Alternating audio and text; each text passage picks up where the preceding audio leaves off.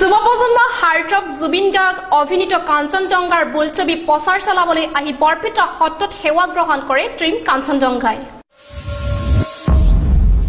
পৰিৱৰ্তন শব্দটো শুনিবলৈ ভাল,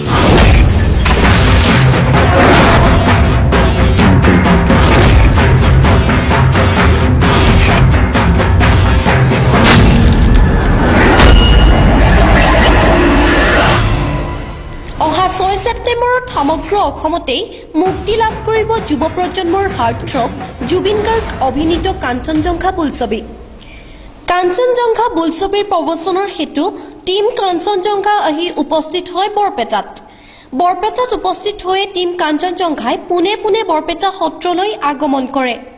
বৰপেটা সত্ৰত সেৱা গ্ৰহণ কৰি টীম কাঞ্চনজংঘা বৰপেটাৰ হাউলিস্থিত BH মহাবিদ্যালয়ত অনুষ্ঠিত কৰা এক অনুষ্ঠানত টীম কাঞ্চনজংঘাৰ প্ৰতিজন সদস্য উপস্থিত থাকে।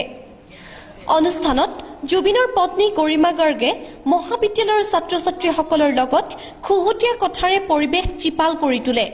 অহা 6 ছেপ্টেম্বৰত ছবিগৃহলৈ আহিবলগীয়া কাঞ্চনজংঘা বোলছবি চাবলৈ জুবিন গাৰ্গে আহ্বান জনায় সকলোকে।